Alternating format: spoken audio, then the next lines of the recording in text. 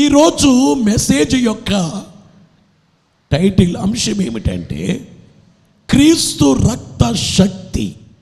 క్రీస్తు యొక్క రక్తము ప్రపంచములో ఎవరికి లేని రక్తం. అది మొదటి మనిషి ఆదాము మొదలుకొని ఈ రోజు వరకు మొదటి మనిషిని దేవుడు పవిత్రంగా చేశారు, ప్రత్యేకంగా కలుగ చేశారు. అది వేరు.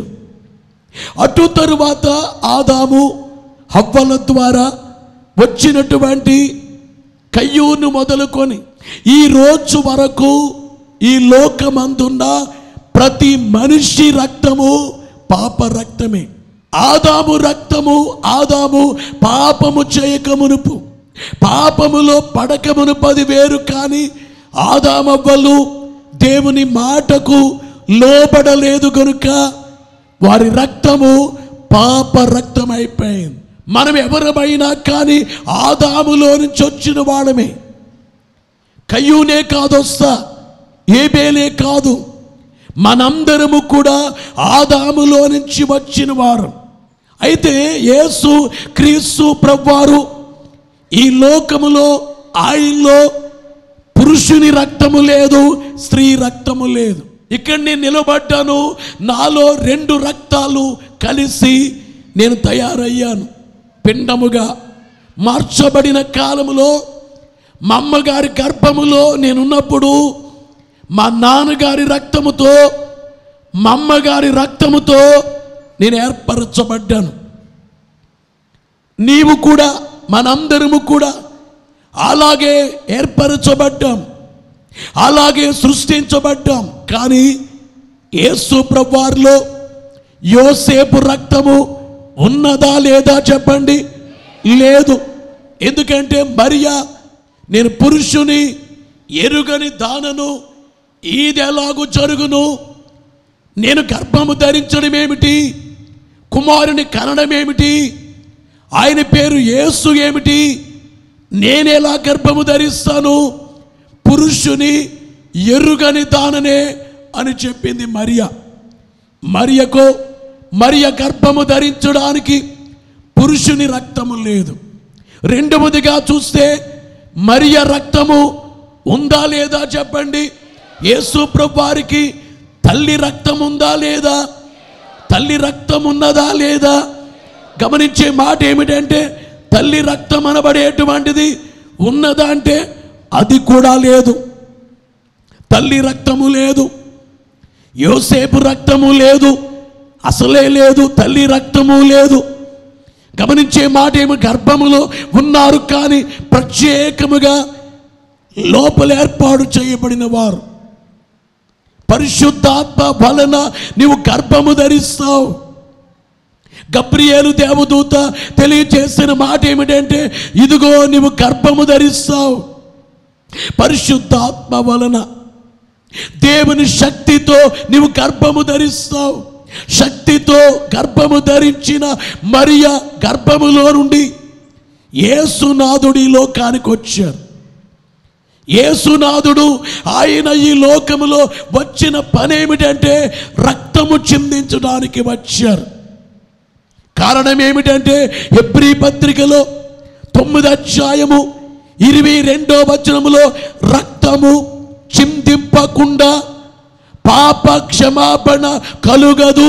ప్రియులారా గమనించాలి, యేసు యొక్క రక్తము, యేసు క్రీస్తు వారి యొక్క రక్తము. గమనించే మాట ఏమిటంటే ఈ రక్తం ఎలాంటిదంటే అరుదైనది, ఎక్కడ దొరకదు, అరుదైనటువంటి. అందుకనే ఈ నామము వలననే మనం రక్షణ పొందవలెను. కానీ ఈ నామాన్ని బట్టే రక్షణ పొందవలెను. కానీ ఆకాశము క్రింద ఉన్న నామములో ఏ నామమున మనము రక్షణ పొందలేము. అనగా యేసు యొక్క రక్తం ఏమిటంటే యేసు రక్తము మనలను రక్షించేటువంటి రక్తము. ఆ రక్తమునుకున్న శక్తి ఏమిటంటే మనల్ని రక్షిస్తుంది. ఎఫెసీ పత్రిక 1:7 మనము చూచినప్పుడు దేవుని కృప మహదైశ్వర్యమును బట్టి ఆ ప్రియుని యందు ఆయన రక్తము వలన మనకు విమోచనము అనగా మన అపరాధములకు క్షమాపణ. వినాలి ప్రియులారా, ఆయన రక్తము వలన మనకు విమోచనము. ఆయన రక్తము వలన మనకి విమోచనము అనగా, విమోచనం అంటే ఏమిటి అని అర్థం చేసుకోవటానికి ముందున్న వాళ్ళు, అయితే చదువు లేని వాడు కూడా గమనించడానికి, మన అపరాధములకు క్షమాపణ. మన అపరాధములకు అంటే గమనించే యేసు రక్తము శక్తి ఏమిటంటే మన అపరాధములన్నీ క్షమించి వేస్తుంది యేసు రక్తము. నీవు యేసు రక్తములో మునిగితే, యేసు రక్తములో మునిగితే, యేసు రక్త శక్తి వల్ల నీవు పాపివి పరిశుద్ధుడుగా మార్చబడతావు. ప్రభునందు ప్రియులారా, యోహాను వ్రాసినటువంటి మొదటి పత్రికలో 3వ అధ్యాయము 3వ వచనములో చూస్తే, ప్రతి వాడును ఆయన పవిత్రుడై ఉన్నట్టుగా తన్ను పవిత్రునిగా చేసుకొనును. తన్ను పవిత్రునిగా, గమనించాలి ప్రియులారా, ఆయన పవిత్రుడై ఉన్నట్లుగా, ఆయన యందు ఈ నిరీక్షణ పెట్టుకున్న ప్రతి వాడును ఆయన పవిత్రుడై ఉన్నట్లుగా. యేసువారు ఏమై ఉన్నారు? పవిత్రుడై ఉన్నారు. ఆయన రక్తం ఎలాంటిది చెప్పాలి గట్టిగా? యేసు రక్తము పవిత్రమైంది కనుక ఈ రోజున కోట్ల మంది యేసు ప్రభు దగ్గరికి వచ్చి వారి పాపాన్ని ఒప్పుకొని పాప క్షమాపణ, యేసు రక్త శక్తి పాపుల పాపాలు పరిహారము చేసేస్తుంది. యేసు రక్తం. నీ లోపల పాపం ఉన్నంత కాలము సమాధానము లేదు. నీవు డబ్బుందా? బంధువులు ఉన్నారా? ఆస్తులున్నాయా? ఐశ్వర్యాలున్నాయా? ఆలోచించుకో, తడిమి చూసుకో, గమనించుకో. నీకు శాంతి లేదు. కారణం ఏమిటంటే నీలో పాపం ఉంది. నువ్వు ఎప్పుడైతే సిలువ వేయబడిన యేసు వద్దకు, సిలువ చెంతకు వచ్చి నీ పాపాన్ని ఒప్పుకున్నావో, పాప క్షమాపణ కలుగగానే నువ్వు శాంతి పొందుతున్నావు. ఎఫెసీ పత్రికలో 2వ అధ్యాయం 13వ వచనములో యేసు రక్త శక్తి అక్కడ మనము చూస్తాము. 2:13వ వచనములో, అయినను మునుపు దూరస్తులైన మీరు ఇప్పుడు క్రీస్తు యేసునందు క్రీస్తు రక్తము వలన సమీపస్తులై. ఇంతకు ముందు ఎఫెసీయులారా, మీరెవరంటే మునుపు మీరు దూరస్తులు. మీరు దూరంగా ఉన్నవాళ్ళు ఇప్పుడు ఏమయ్యారు? క్రీస్తు యేసు రక్తము వల్ల క్రీస్తు యేసు రక్త శక్తి మిమ్మల్ని సమీపస్తులుగా చేసింది. ఏం చేసింది? యేసు రక్త శక్తి, క్రీస్తు రక్త శక్తి మిమ్ములనే సమీపస్తులుగా మార్చింది. యేసు రక్తము. ఇప్పుడు మీరు దూరస్తులు కాదు, మీరు సమీపస్తులు. మీరు దూరస్తులు కాదు, ఇప్పుడు మీరు ఎవరంటే సమీపస్తులు. యూదుల్లోకి రాకూడదు. మీరు ఇంతకుముందు యూదుల్లో చేరకూడదు, యూదుల దగ్గరికి రాకూడదు. మీరు దూరస్తులుగా ఉన్నారు. మీరు యూదుల దగ్గర వరకు రావచ్చు. మీరు సమీపస్తులై ఉన్నారు, దేవునికి సమీపస్తులు. ఇంతకుముందు యూదులకును మీరు దూరస్తులే, ఇప్పుడు మీరు సమీపస్తులై ఉన్నారు. ప్రభునందు ప్రియులారా, దేవుని యొక్క వాక్యములో వ్రాయబడినటువంటి మాట మనము చూస్తే, రోమా పత్రిక 3వ అధ్యాయము 9వ వచనములో చూస్తే, అలాగైన ఏమందుము? మేము వారికంటే శ్రేష్ఠులమా? తక్కువ వారమా? ఎంత మాత్రము కాదు. యూదులేమి గ్రీసు దేశస్థులేమి అందరూ పాపమునకు లోనై ఉన్నారని ఇంతకుముందు దోషారోపణ చేసి ఉన్నాము. అంటే అందరూ ఏమై ఉన్నారు? అందరూ పాపులై ఉన్నారు. అందరూ పాపులై ఉండగా యేసు రక్తం ఏం చేసింది? యేసు రక్తం ఏం చేసిందంటే నీతిమంతులుగా, రోమా పత్రిక రోమాపత్రిక 5వ అధ్యాయము 9వ వచనములో చూస్తే, రోమాపత్రిక 5వ అధ్యాయము 9వ వచనములో వ్రాయబడిన మాట, కాబట్టి ఆయన రక్తము వలన ఇప్పుడు నీతిమంతులుగా తీర్చబడి, ఎలా తీర్చబడి? యేసు రక్తముని బట్టి మనందరము నీతిమంతులుగా తీర్చబడ్డాము. ఈ లోకములో ఎక్కడా కూడా వ్యక్తి నీతిమంతుడయ్యేది లేదు. నువ్వెన్ని చేయి, ఎన్ని ధర్మాలు చేయి, ఎన్ని పుణ్యాలు చేయి, నీతిమంతుడు కాలేవు. ఎందుకంటే నీలో ఉండేటువంటిది పాపం. ఆ పాపం పోయేది ఒకే మార్గం.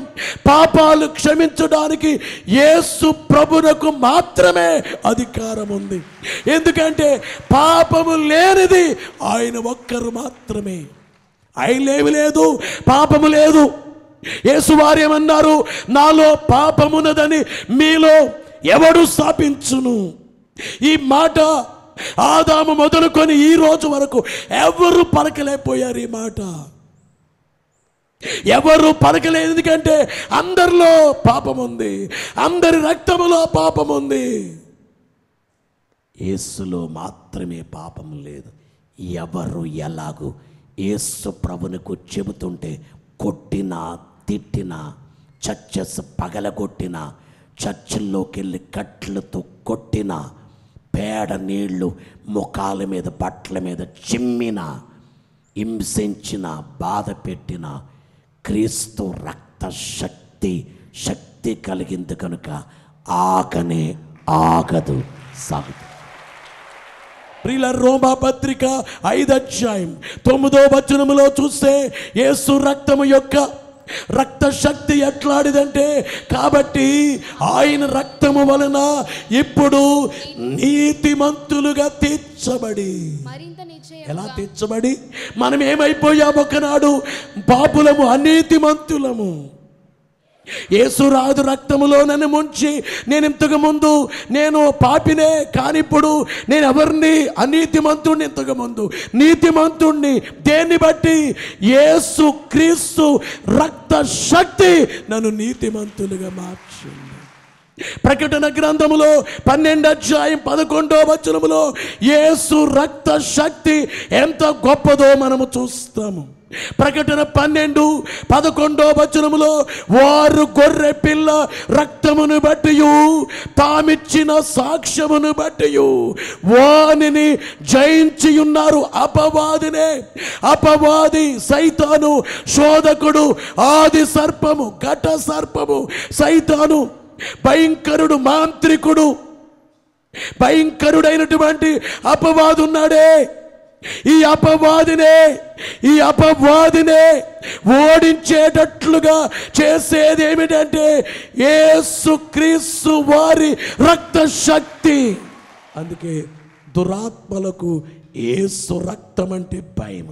ఏ దయ్యమైనా కానీ, ఏ భూతమైనా, ఏ పిశాచైనా, ఎటువంటి మంత్రశక్తి అయినా కానీ, కారణం ఏమిటంటే యేసు రక్త శక్తి. అందుకనే ఎన్నో అంతరాలు కట్టాము, ఎందరో భూత వైద్యుల దగ్గరికి వెళ్ళాం, ఎన్నెన్నో చేసాం, అయినా పోలేదు.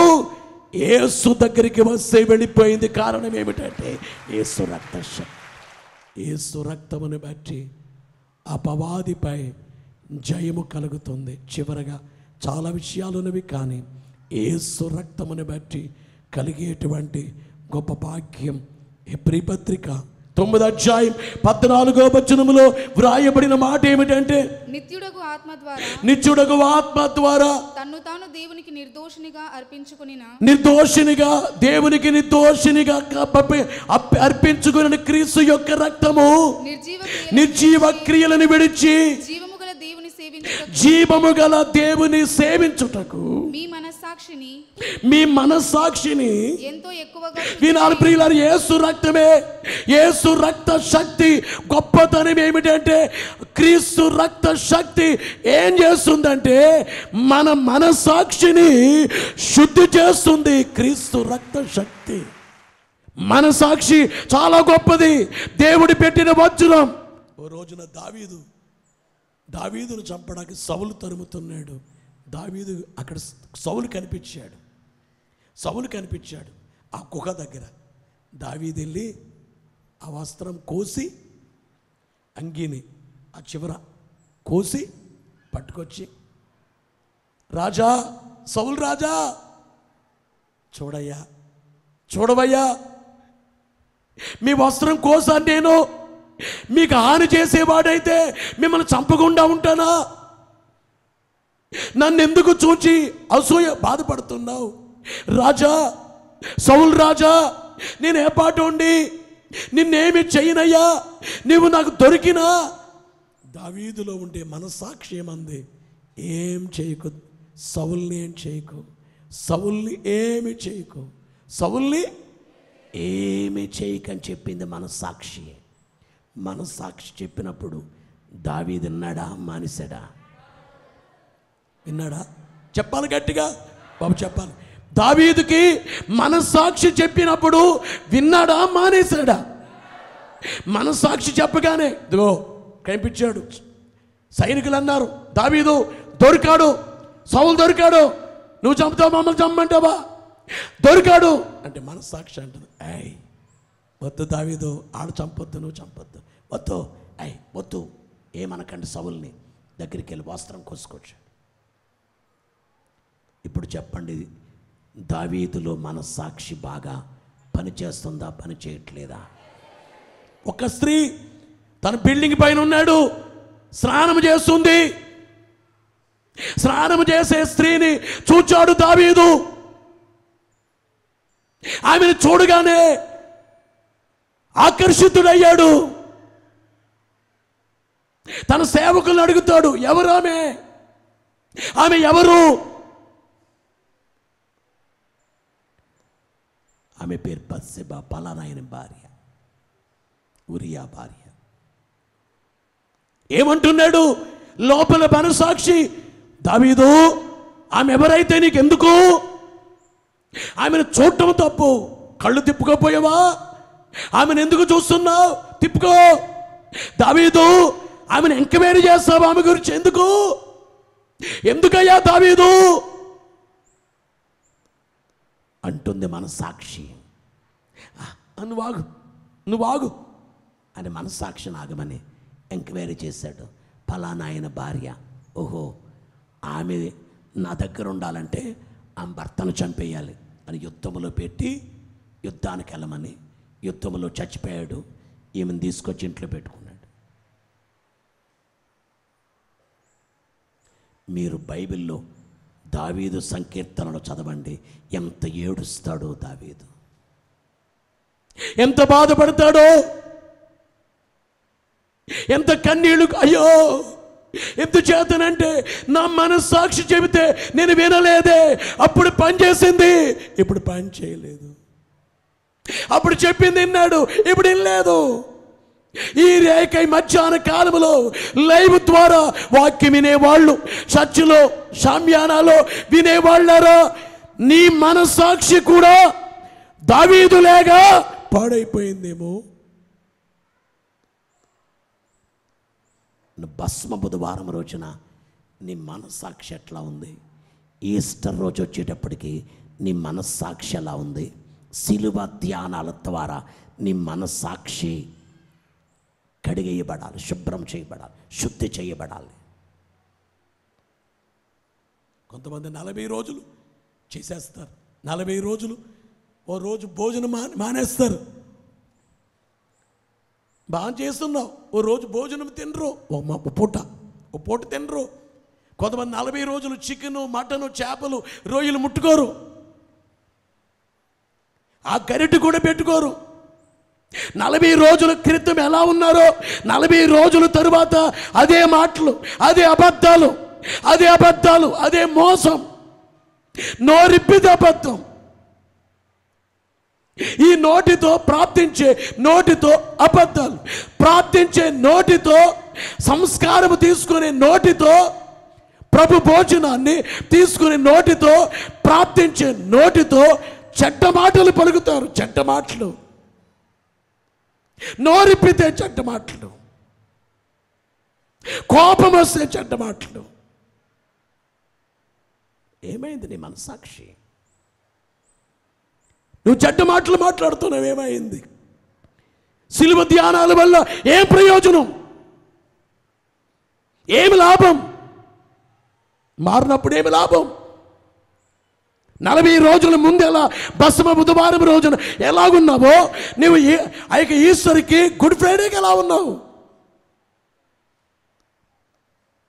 అందుకే బైబిల్ చెబుతుంది, మిమ్ములను బట్టి నా నామము అన్య జనుల మధ్య దూషించబడదు. వాళ్ళు ఏమంటున్నారు? మీరు చర్చికి వెళ్తున్నారు, ఏంటి అబద్ధాలు? చర్చికి వెళ్తున్నారు, ఏంటి పరిస్థితి? చర్చికి వెళ్ళి మీకేంటి? ఏంటి, ఏమైంది? నేను ఒక మాట చెప్తున్నా. బేల్దారులు ఉన్నారు కదా, బేల్దారులో ప్రభుని నమ్ముకున్న వాళ్ళు ఉంటారు, నమ్ముకోని వాళ్ళు ఉంటారు. నేను గమనించింది ఏం తెలుసా? మన పనుల్లో ప్రభుని నమ్ముకోని వాడు ఉన్నారు చూడండి, నమ్ముకోని వాడు. ఒక గంట పని చేయాలనుకో, అయ్యా చేస్తామయ్యా, పని చేయి బాబు, ఈ పని చూడు, నీకు డబ్బులు ఇస్తా. ఆ డబ్బులు వద్దులయ్యా, రోజు ఇస్తున్నారు కదా, చేసి వెళ్ళిపోతానయ్యా అంటాడు ప్రభు నమ్ముకునే వ్యక్తి. నమ్ముకున్న వ్యక్తికి బాబు చేసేవయ్యా అంటే పక్కకి వెళ్ళి నాకు టైం లేదని చెప్పి అయ్యగారికి, నాకు టైం లేదు, నేను వెళ్ళిపోవాలి. యేసు ప్రభు అంటే ఆయనకి భయం ఉంది, నీకు లేదు.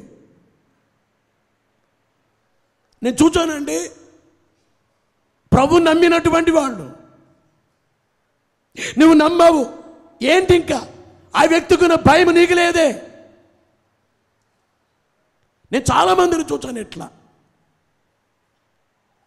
చాలామందిని చూచా.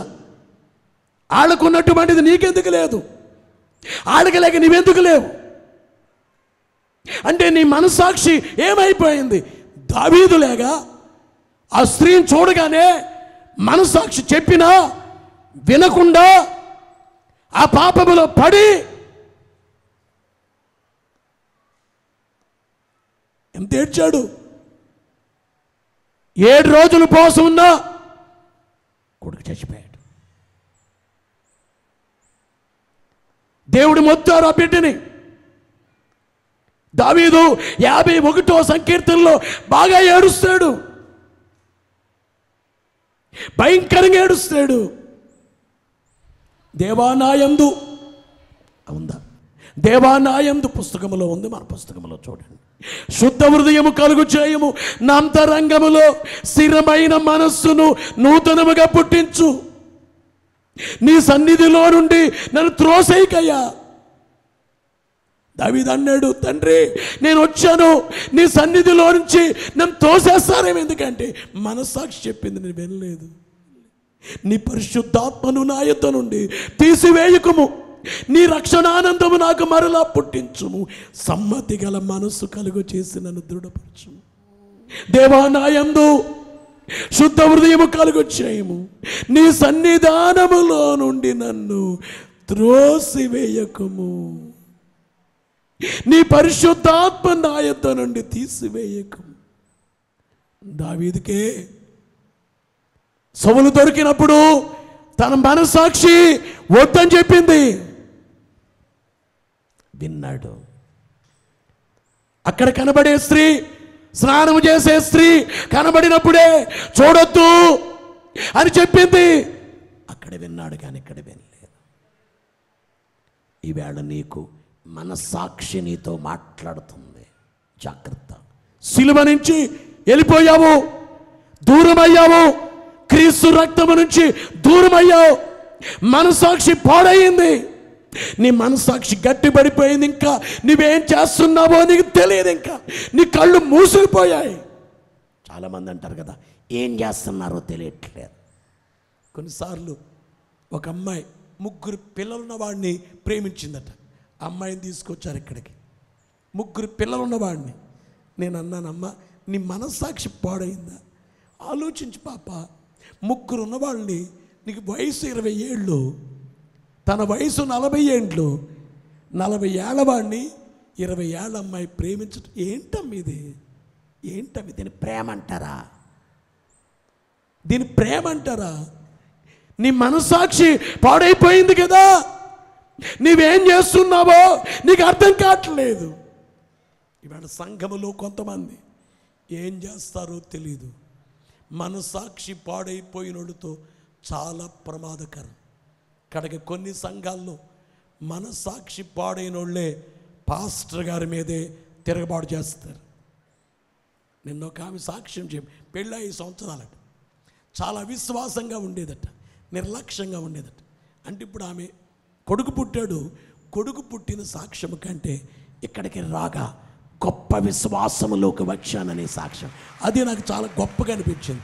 సంతానం కంటే గొప్పది ఏమిటంటే యేసు రక్త శక్తి ఆమెలో పనిచేసింది. యేసు రక్తం ఆమెలో పనిచేయటం జరిగింది. యేసు క్రీస్తు రక్త శక్తి మీకు అనుగ్రహించబడి శక్తిని చూచి మేఘమెక్కే భాగ్యం దేవుడు మెండుగా దయచేయుగాక.